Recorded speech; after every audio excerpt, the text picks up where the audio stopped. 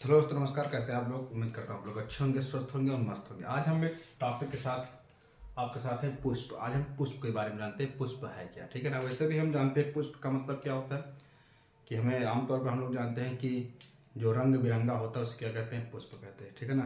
तो आज हम इसी के ऊपर थोड़ा सा चर्चा करते हैं, पुष्प है क्या विज्ञान में, ठीक है ना, और कैसे उसके कौन कौन से भाग हैं, किस तरीके से वो जलन करता है, वो सारी चीज़ें हम इसको आज इस वीडियो में देखते हैं, ठीक। तो अगर हम पुष्प की बात करते हैं, तो अगर हम पुष्पों की खेती की बात करते हैं, तो पहला चीज इसमें आता है पुष्पों की खेती। पुष्पों की खेती की बात करते हैं भैया, तो ये फ्लोरिकल्चर कहलाता है। फ्लोरिकल्चर, ठीक है ना। पुष्पों की खेती क्या कहलाती है? फ्लोरिकल्चर कहलाती है, ठीक। यहाँ पे हम अगर पुष्प की बात करते हैं और चीजें, तो हम आपको चित्र के माध्यम से समझाते हैं इसके अंग कौन कौन से हैं। ये देखिए, ये ऊपरी वाला भाग भैया, इसको बोलते हैं स्टिग्मा, या इसी को बोलते हैं वर्तिकाग्र, ठीक। ये भाग जो है इसको बोलते हैं स्टाइल या वर्तिका, ठीक है ना। नीचे होता है भैया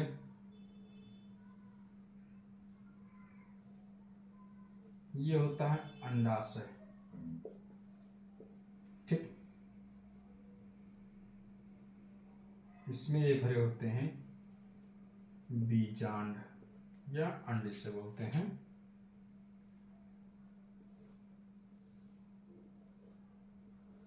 ये होता है बाह्य दल, जो हरा हरा होता है, आपने देखा होगा जब पुष्पों को उसको सुरक्षा प्रदान करता है, ठीक है ना। जब खिलता है, जब पूरी तरीके से पुष्प जब नहीं खिला रहता है, तो उसके लेके फूल के ऊपर हरा हरा भाग रहता है ना, वही ये हरा वाला भाग है, ठीक। थोड़ा सा और अच्छे से बनाते हैं, देखिए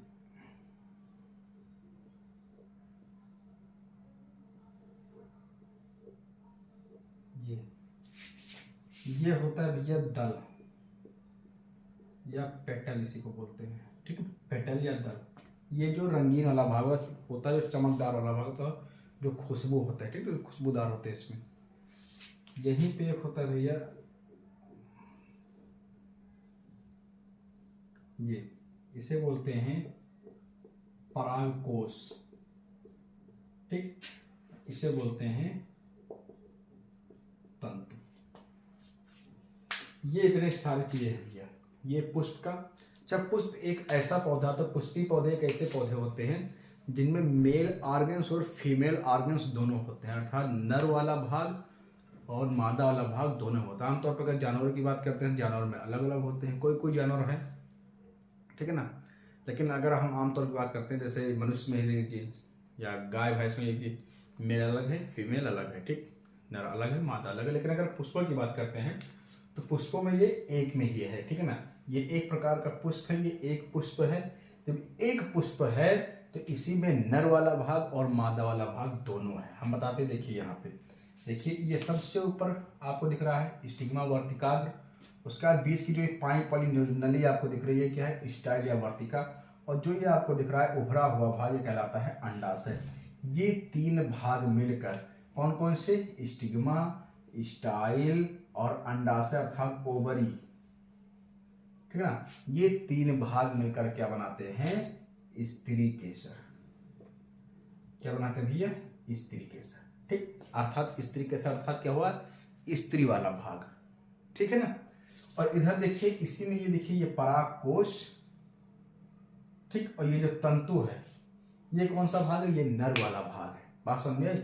ये परागकोश जो है, ये ऊपर ये परागकोश और ये तंतु, ये दोनों मिलकर क्या बनाते हैं? पुंकेसर। क्या बनाते हैं ये दोनों? पुंकेसर, ठीक है ना। ये तीन मिलकर स्टिग्मा, स्टाइल और अंडाशय या ओवरी, तीनों मिलकर क्या बनाते हैं? स्त्री केसर। और ये परागकोश और तंतु मिलकर क्या बनाते हैं? पुंकेसर। ये स्त्री वाला भाग है और ये पुरुष वाला भाग, बात समझे। अब यहाँ पे देखिए स्त्री केसर जब तक एक सिंगल रहेगा, देखिए ये एक पुष्प में एक रहेगा, जैसे ये एक पुष्प है, इसमें एक ही है, देखिए ये ऊपर, ठीक है ना। तो एक है तो स्त्री केसर कहला रहा है। लेकिन जैसे ये एक से ज्यादा होगा, एक से अधिक होगा, जब इसका बंच बन जाएगा, बंच अर्थात जब इसका गुच्छा बन जाएगा, अर्थात एक से अधिक हो जाएगा, तो उसे क्या कहेंगे, जायांग कहेंगे। क्या कहेंगे, जायांग कहेंगे। बात समझ गई। स्त्री अर्थात क्वेश्चन पूछता है कि जायांग क्या होता है, जायांग क्या होता है, स्त्री केसर के गुच्छों को क्या कहते हैं, हम लोग जायांग कहते हैं। और इसी प्रकार यहाँ पे पुंकेसर भी है। जब पुंकेसर एक से अधिक हो जाए, देखिए ये एक है, एक और निकल आया इधर, एक इधर निकल गया, ठीक। जब एक से अधिक हो जाएगा, जब बंच बन जाएगा पुंकेसर का, तो क्या पुंकेसर क्या बन जाएगा, पुमंग बन जाएगा। क्या बन जाएगा भैया, पुमंग बन जाएगा। बात समझ में। अगर हम पुष्प के भागों के बारे में जानते हैं, पुष्प के भाग तो कितने होते हैं, 4। कितने होते हैं, 4। कौन कौन सा होता है, बताइए भाई, कोई कमेंट करके बताइएगा कौन कौन से होते हैं। तो बताइए पुष्प के कितने भाग, 4 भाग। कौन कौन से, देखिए अगर हम चारों भागों की बात करते हैं तो सबसे पहले क्या होता है, बाह्य दल, ठीक है ना, नंबर 1 ये, ठीक। इसी को बोलते हैं कैलिक्स। क्या बोलते हैं, कैलिक्स, ठीक। दूसरा होता है हमारे पास भैया दल, इसी को बोलते हैं कोरोला, ठीक। तीसरा हमारे पास कौन सा है, पुंकेसर, ठीक, इसे नर वाला भाग बोलते हैं। और ये पुंकेसर या पुमंग, ठीक है ना, पुमंग। और चौथा हमारे पास है स्त्री केसर या जायांग। ये पुष्प के 4 भाग है, ठीक है ना। पुष्प के 4 भाग में कौन कौन से, पहला कैलिक्स, दूसरा कोरोला, तीसरा पुमंग, फिर जायांग, ठीक है ना। ये 4 भाग है। इसको हम गिनती में देखिए, पहला पार्ट यहाँ पे है, दूसरा पार्ट यहाँ पे है, तीसरा पार्ट यहाँ पे है, और चौथा पार्ट ये यहाँ पे है। ये पुष्प के भाग है, ठीक। अच्छा, अब इसमें देखते हैं कि परागकोश क्या होता है, वर्तिकाग्र क्या होता है, वर्तिका क्या होता है, अंडाशय। अंडाशय तो पता है आपको, इसमें बीजांड है, इसमें अंडे, ठीक, इसमें अंडे होते। वर्तिकाग्र क्या होता है, वर्तिका वह होता है कि जिसके द्वारा पराग कण को ग्रहण किया जाता है, ठीक है ना। आपसे क्वेश्चन सीधा पूछा जाएगा कि वर्तिकाग्र क्या है, स्टिग्मा क्या है। तो स्टिग्मा क्या है भैया, स्टिग्मा वह होता है जिसके द्वारा परागकण को ग्रहण किया जाता है, ठीक है ना। और वर्तिका क्या है, स्टाइल क्या है, स्टाइल हुआ है जिसके द्वारा परागकण अंदर की तरफ जाते हैं, अंडाशय में जाते हैं, ठीक है ना। हाँ, ठीक, तो ये होता है। अच्छा, इसमें निषेचन कैसा होता है, परागण कैसा होता है, परागण की क्रिया देखते हैं। परागण क्रिया क्या होता है, जैसे भैया मान लीजिए ये परागकोश है, ठीक है ना, ये क्या है, परागकोश है। अब परागकोश में परागकण पाए जाते हैं, परागकोश में क्या पाए, इसको मिटाते हैं, फिर से आपको बताते हैं इसको, ठीक है ना। इसको आप इस लोग इसका स्क्रीनशॉट लीजिए, फिर आपको दोबारा बताते हैं इसको स्पष्ट तरीके से, फिर से साफ साफ लिख के, ठीक है। आप लोग स्क्रीनशॉट लीजिए तब तक। तो हम देख रहे थे परागण क्या होता है। देखिए सबसे पहले अगर हम देखते हैं भाग, अगर देखते हैं किसके, तो बाह्य दल के।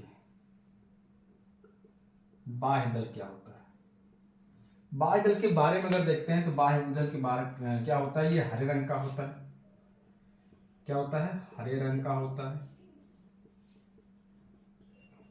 इसका कार्य क्या होता है भैया, इसका कार्य होता है पुष्प को सुरक्षा प्रदान करना।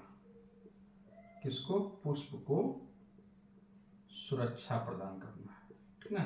ये सबसे नीचे पाया ही जाता है, सबसे नीचे जहां से पुष्प, ठीक। इसी को बोलते हैं हम कैलिक्स बोलते हैं, बाह्य दल को ही कैलिक्स या सेपल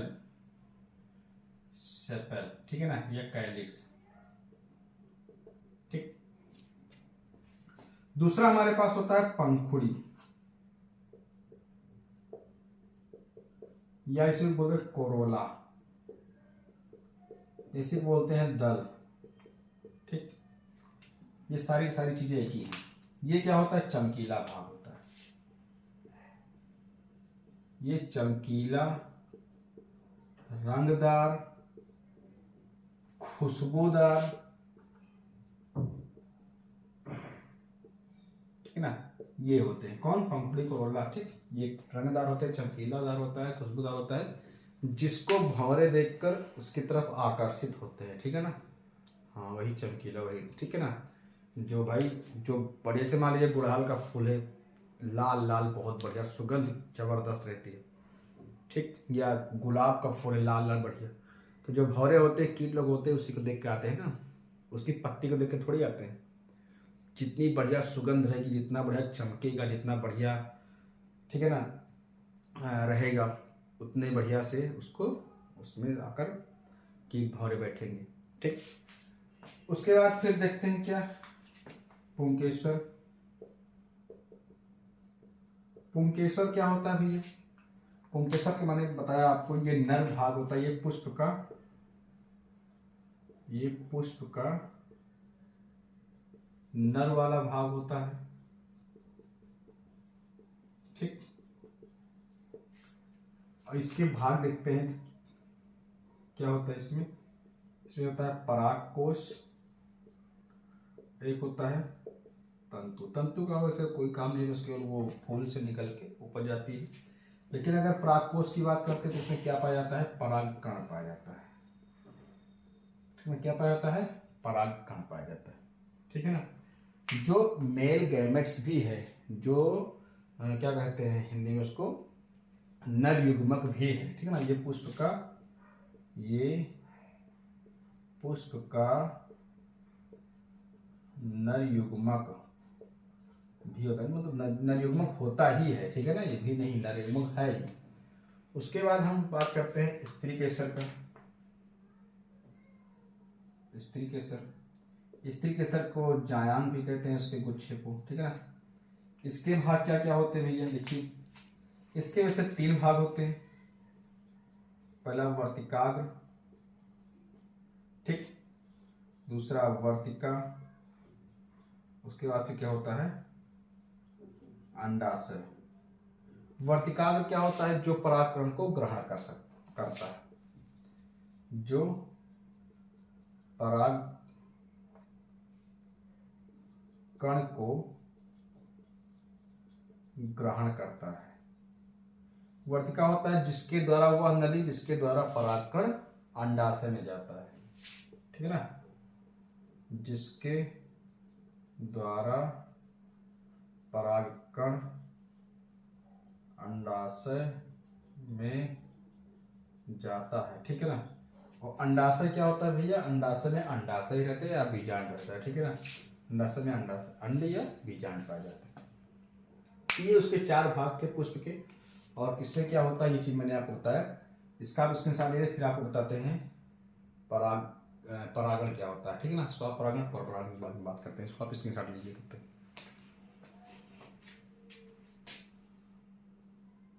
अब हम इसमें बात करते हैं परागण क्या होता है, परागण क्रिया क्या होती है। ठीक है ना, देखिए, ये पुष्प है, मैंने आपको ऊपर बताया कि ये क्या है, स्टिग्मा है, ये क्या है, स्टाइल है, ये क्या है, ओवल। ठीक है ना,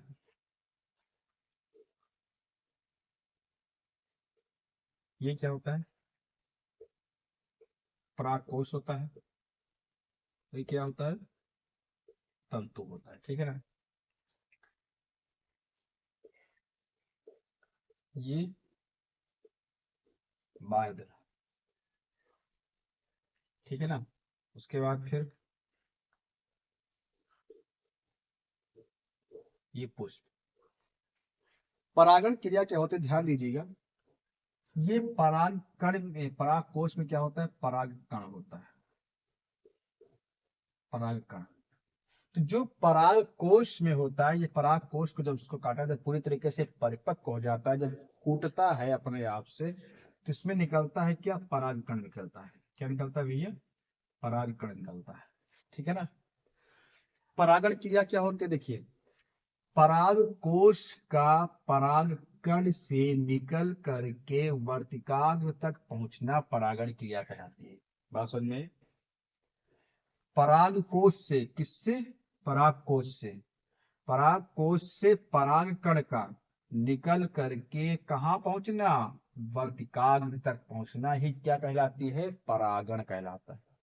आपसे एक सीधा क्वेश्चन पूछेगा परागण क्रिया क्या होती है, तो आप एक लाइन में उत्तर देना और उसको बताना क्या, कि परागकोश से परागकण का निकल करके वर्तिकाग्र तक पहुंचना कौन सी क्रिया कहलाती है, परागण क्रिया कहलाती है। और इसी को स्वपरागण भी कहते हैं। परागण कितने पर लिखे, परागण कितने प्रकार के, परागण, परागण दो प्रकार के। पहला स्वपरागण, दूसरा पर परागण। पहला स्वपरागण, दूसरा पर परागण। स्वपरागण क्या होता है, देखिए, ये सेम पुष्प है, ये पुष्प नंबर 1 है, तो सेम पुष्प है, पहला ही पुष्प है, खुद में पुष्प है, तो ये खुद में कर रहा है परागण।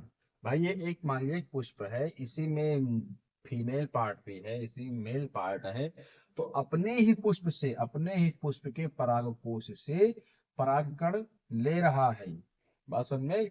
खुद के पुष्प से, कोई दूसरा अलग से पुष्प नहीं है, ये अपने ही पुष्प से, अपने ही पुष्प से परागकण को स्टिग्मा में ले रहा है, तो इस क्रिया को क्या कहते हैं, स्वपरागण। मान लीजिए कहीं दूर एक पुष्प और है, ठीक है ना, ये एक पुष्प और है, ये पुष्प नंबर 2 मान लेते हैं इसको, तो स्वपर परागण क्या होगा, अब यहां से पुष्प नंबर 2 से, पुष्प नंबर 2 से जो परागकण है इसमें परागकोश में, परागकण का निकल करके वर्तिकाग्र तक पहुंचना क्या कहलाता है, पर परागण कहलाता है। असल में अगर ये खुद के पुष्प से ले रहा है परागकण तो कहलाएगा स्वपरागण, अगर दूसरे पुष्प से ले रहा है, अलग वाले पुष्प से ले रहा है, तो क्या कहलाएगा वो, पर परागण। और परागण क्रिया क्या होती है, कि परागकोश से परागकण का निकल के वर्तिकाग्र तक पहुंचना क्या कहलाता है, परागण कहलाता है। और दूसरी चीज, इसी को स्वपरागण भी कर सकते, मतलब कहते हैं, ठीक है ना। और पर परागण क्या होता है, किसी दूसरे पुष्प से, भिन्न पुष्प से, किसी भिन्न पुष्प के परागकोश से परागकण का निकल के वर्तिकाग्र तक पहुंचना क्या कहलाता है, पर परागण कहलाता है। अच्छा, ये परागण के कारक कौन कौन से होते हैं, जो परागण हो रहा है इसका कारक कौन कौन से होते हैं, इसका कारक बहुत हो सकते हैं, इसके कारक बहुत है। कारक मतलब क्या होता है, कि ये जो परागकण है ये यहाँ तक पहुंच कैसे रहा है, माध्यम क्या है इसका, ठीक है ना, इसका माध्यम कौन है, कौन मतलब लाता ले जा रहा है इसको, जिसे बोलते हैं कारक। तो जो परागण हो रहा है, जो परागकण यहाँ से यहाँ तक पहुंच रहे हैं, परागकोश से स्टिग्मा तक या वर्तिकाग्र तक पहुंच रहे हैं, कौन ले जा रहा है, तो इसका कारक बहुत सारे हैं। पहला एक हो सकता है हवा, हवा के द्वारा हो सकता है पहुंचे वो, भाई हवा चल रही है, उड़ते उड़ते यहाँ पहुंच गया। दूसरी चीज पानी हो सकती है, कीट भंवरे हो सकते हैं, ठीक है ना, पक्षी हो सकती है, मतलब कोई भी हो सकता है, ठीक। तो इसके कारक बहुत सारे हैं और इसके माध्यम से ये पहुंचता है। उम्मीद है आप लोगों को ये कॉन्सेप्ट, ये चीजें आपको समझ में आई होंगी। और अगर समझ में आई तो आप वीडियो को लाइक कीजिए, शेयर कीजिए, सब्सक्राइब कीजिए और चैनल को आप आगे बढ़ाइए। और उम्मीद नहीं, आपसे निवेदन भी है, आपसे उम्मीद भी है और आप विश्वास भी है कि आप लोग ऐसा जरूर करेंगे, ठीक है ना। आपको हमारी वीडियो सुबह पर डे, प्रतिदिन सुबह शाम 6 बजे, सुबह 6 बजे, शाम को 6 बजे डेली मिलती रहेंगी, एक नए नए चीज़ों के साथ, एक नए नए कॉन्सेप्ट के साथ, नए नए टॉपिक के साथ। तो आप लोग प्लीज़ अपना सपोर्ट बनाए रखें, वीडियो को शेयर कीजिए ज़्यादा से ज़्यादा लोगों तक, कमेंट करें, शेयर करें, लाइक करें और सब्सक्राइब जरूर कर लें। धन्यवाद, मिलते हैं एक नए वीडियो में, अगले वीडियो, धन्यवाद।